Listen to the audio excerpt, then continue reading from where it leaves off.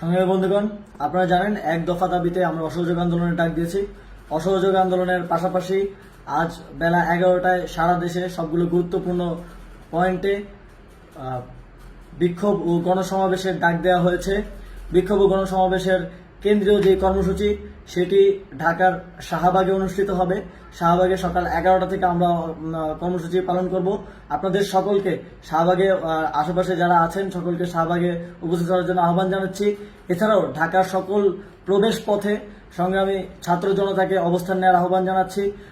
ঢাকার যতগুলো গুরুত্বপূর্ণ প্রবেশ পথ আছে, গুরুত্বপূর্ণ পয়েন্ট আছে, সবগুলোতে স্কুল, কলেজ, মাদ্রাসা, প্রাইভেট বিশ্ববিদ্যালয়ের শিক্ষার্থী, পেশাজীবী, শ্রমজীবী, রাজনৈতিক, অরাজনৈতিক নির্বিশেষে আপামর জনসাধারণকে আগামীকালকের কর্মসূচিতে রাজপথে নেমে আসার আহ্বান জানাচ্ছি। আগামীকাল আমাদের জন্য একটি ডিসাইসিভ কর্মসূচি। আগামীকাল